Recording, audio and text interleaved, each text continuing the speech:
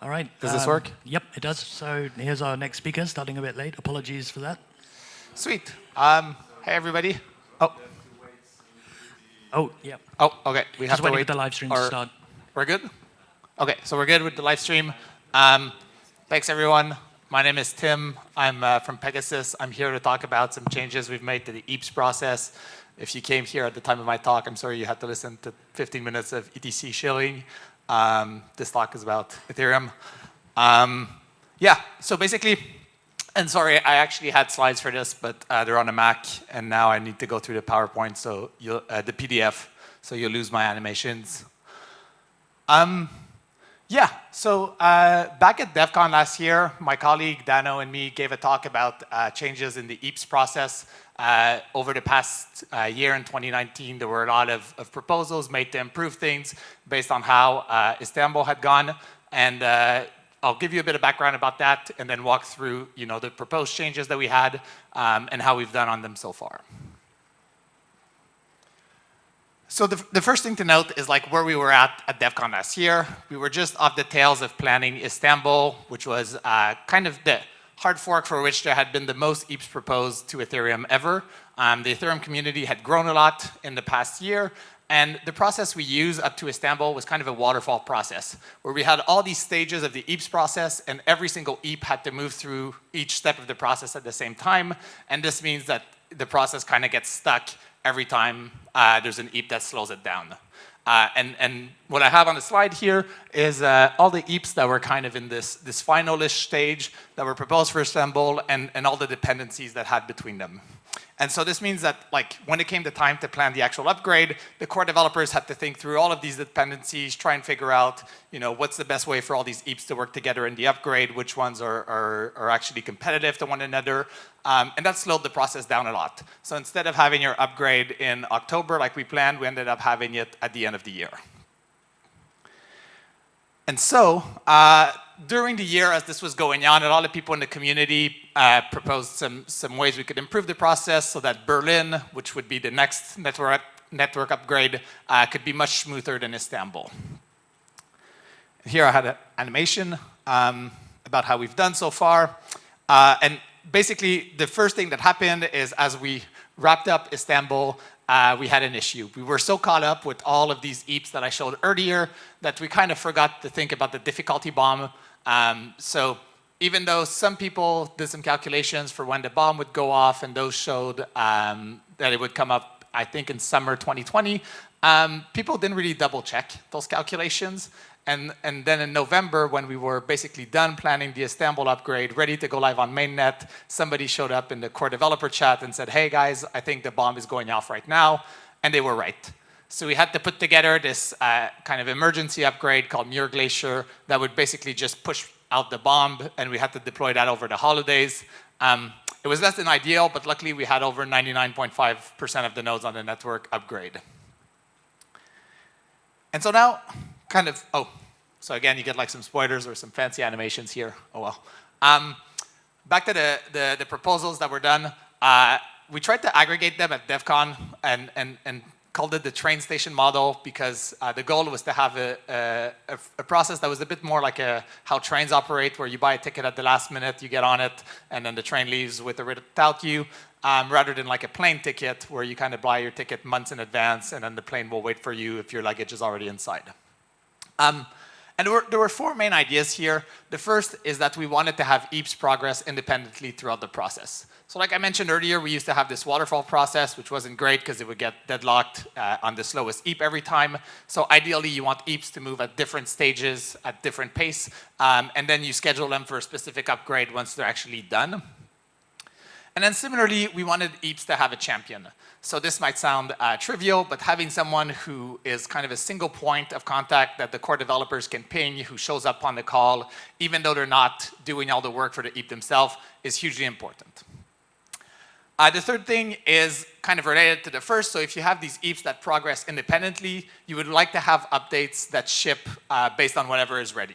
So as soon as you have a set of EIPs that are ready, you bundle them together and that constitutes your upgrade. If anything is kind of slowing down the process, you can simply move them back to the next upgrade. And finally, in order to kind of compensate that, you want to have a predictable pace of upgrades. So we were aiming for semi-annual this way. If you're working on an EIP, it doesn't make it to a specific upgrade, it simply gets moved back 6 months, but you know that there's another one that's coming. And so, as the slide shows, on these first two, we actually did quite a good job. And if we look at what the EIPCentric model we've adopted was like, it basically goes as follows. You first start, you write your EIP, and then we've added this new stage called eligible for inclusion. This means you go on the core devs call, you give kind of a high-level overview of your EIP, and the core devs will mark it eligible, assuming that if everything goes well in the implementation, conceptually they'd accept it as part of an upgrade. And we have a list for all the EIPs that are in this status. That's at EIP 2378. You can see it there on the slide.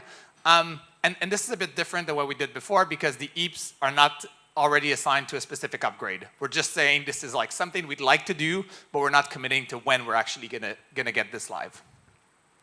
So once you have your eligible for inclusion status, then this is as the previous process. You put together your reference implementation for your EIP. You put together reference tests. Now people can do that themselves for their own EIPs using retest death.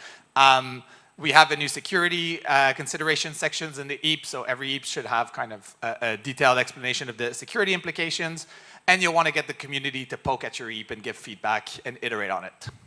And so once you've done all of that, you have your reference implementation, you have your tests, it's been evaluated, you go back on all core devs, get your EIP moved to accepted, then all of the mainnet clients will implement the EIP, and it'll be scheduled for the next testnet fork. And then once that goes live, assuming there's no issues, it'll be scheduled for the next mainnet fork and then go live on mainnet.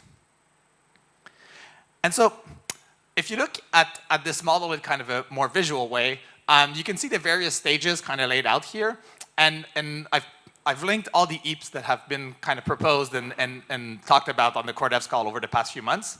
And what's good here is you can see there's kind of like a funnel. So even though the EIPs were always progressing at different paces, now we can actually see like the various stages that EIPs are at.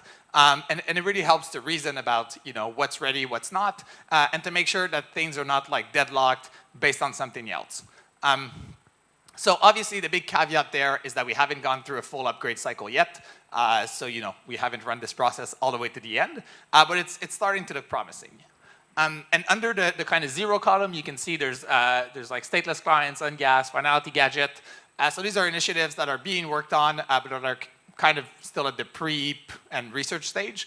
But I wanted to put them there to show they're kind of moving along as well. So yeah. So the first two seems like everything's going well. Third one, what is done is what ships. It's kind of hard to give an answer to that yet, mostly because we haven't shipped a full upgrade using this process yet. But there's a few reasons to be skeptical. The first one is that single EIP upgrades really aren't great. There's a pretty high fixed cost to having these upgrades because you need to test them, you need to communicate them to the community, everyone has to upgrade their nodes. So there's still a lot of value of trying to estimate which EIPs will be ready kind of at the same time and bundle them together. And we've been starting those discussions already for Berlin.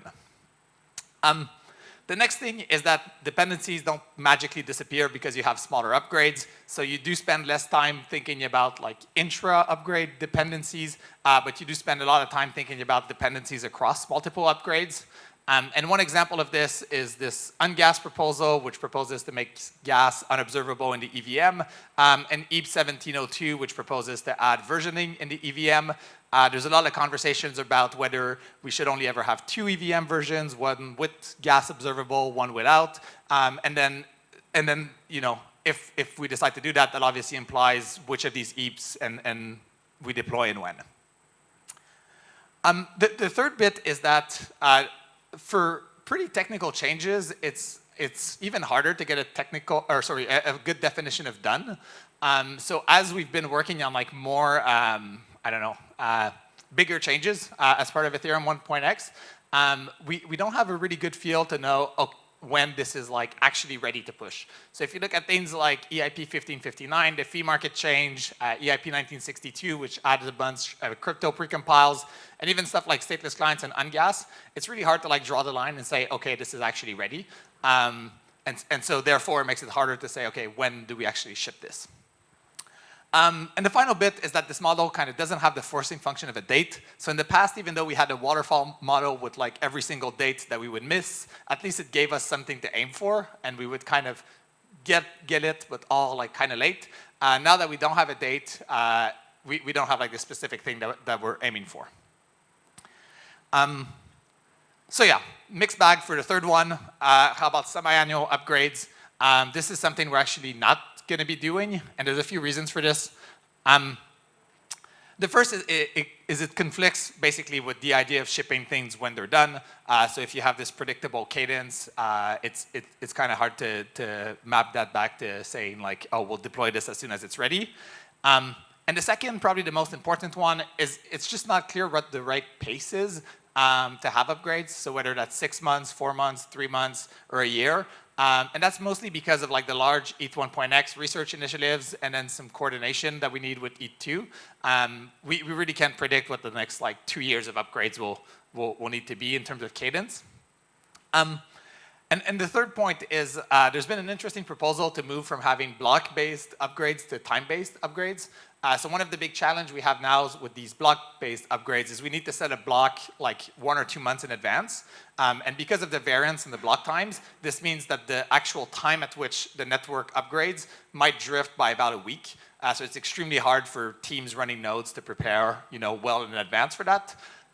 So instead, there's been a proposal to use a timestamp kind of as an activation and then use the next, I think, round 1,000 block after that. And that would reduce like the delay window from like a week to only a couple hours, which would make upgrades kind of much more predictable in terms of when they happen, even though we can't predict how many of them there will be. So yeah, that's kind of the status of where we're at on the changes we proposed at DevCon. And a quick conclusion is that with ETH1.x, there's a lot of high quality efforts being worked on the network. And it seems like the EIPCentric process is successful in smoothing things out and make it easy to reason about where different things are at. But it doesn't fix all the coordination issues, so there's no way to have like a perfectly clear roadmap for Ethereum and to minimize kind of dependencies or duplications of work. And we still haven't set like a final timing strategy. So if this is stuff that you're interested in, there's kind of 3 main places where this gets discussed and you can get involved. The first is called EIPIP, so this stands for EIP Improvement Process, and it's a working group started by the cat herders to just talk through these issues and make the process more efficient. The second place where a lot of this gets discussed is Ethereum Magicians, so there's a whole process improvement category there to discuss things like EIPIP, this EIP-centric process I linked, and so on. And the third bit is the EIPs Gitter Room. So while like most of the talk there is often on like specific EIPs, there's a lot of meta EIPs that also get discussed, and those tend to involve the process a bit more. Yeah, so that's all I had. If you want these slides and all the links in them, you can get the QR code or the bit.ly link. And I started late. I don't know if I have time for questions, but if anyone has a quick one. Okay, I have time for questions. So if anyone has a question, happy to take those. I was going to clap first and then do questions. Yeah. Now we could do the questions bit. Anyone?